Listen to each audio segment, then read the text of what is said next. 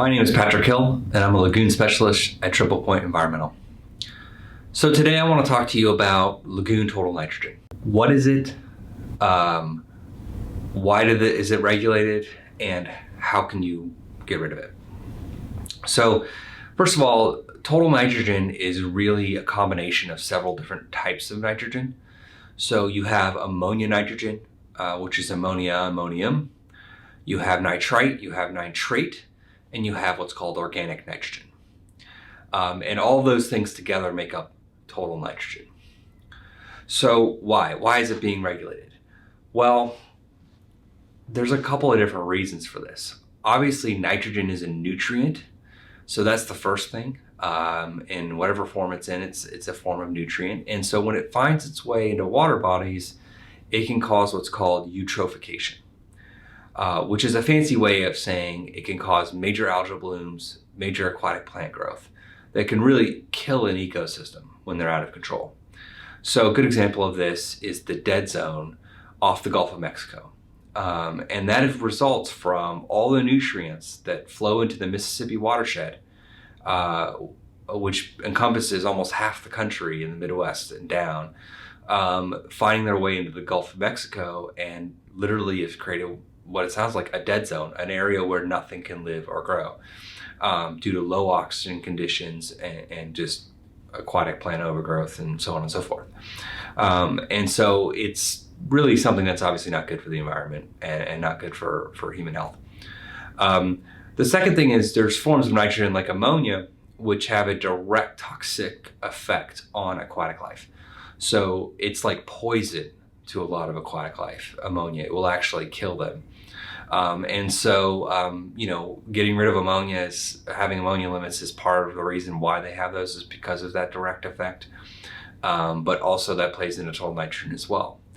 And then finally, if that total nitrogen in the form of nitrate finds its way into drinking water, it can cause what's called blue baby syndrome, which is what it kind of sounds like. If there's too high levels of nitrate in the drinking water, it'll turn babies blue. Obviously not a good thing, not good for public health directly. So how? How do you get rid of total nitrogen? Well, the first thing you gotta do is you gotta take that ammonia and you need to convert it into nitrate. And you do that through a process called nitrification.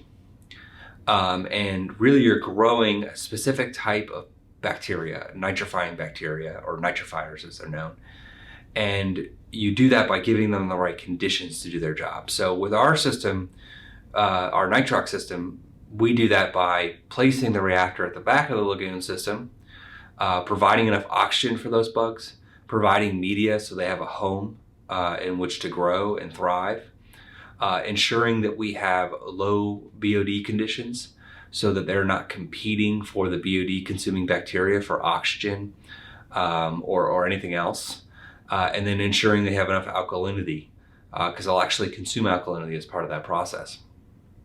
And so with that, we can convert ammonia into nitrate. Now, once it's in nitrate, it's still part of total nitrogen, so we really haven't gotten rid of the nitrogen at all. We've just converted it from one form to another.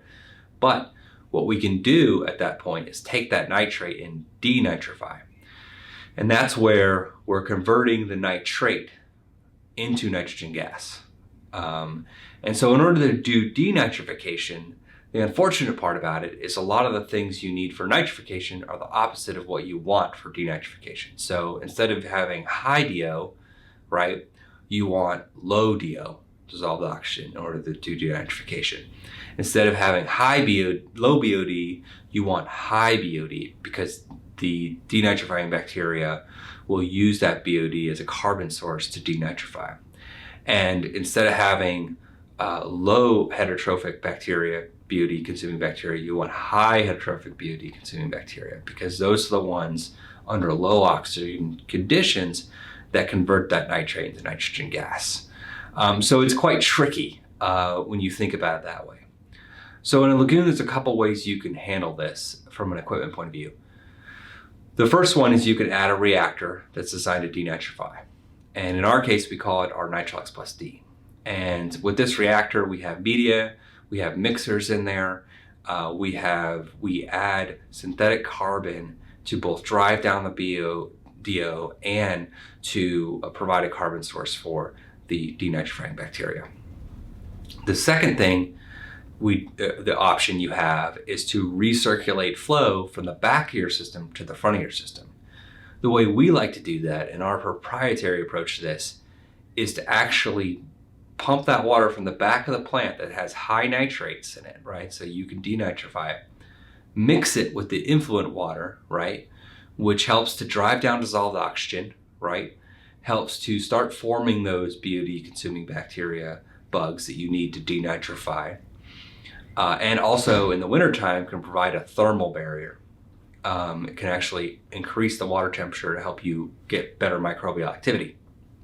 So in that case, we have found in a lot of these instances where we can get under 13, maybe in certain times and periods of time, we can get under 10 milligrams per liter of total nitrogen, which is where the limit is. And we're still working on this to make it better. And we believe we'll be able to consistently get to under 10 in the long run. So thanks for joining me today. I hope that was helpful. If you are interested in any of our technologies or want our help, please go to lagoons.com, and good luck.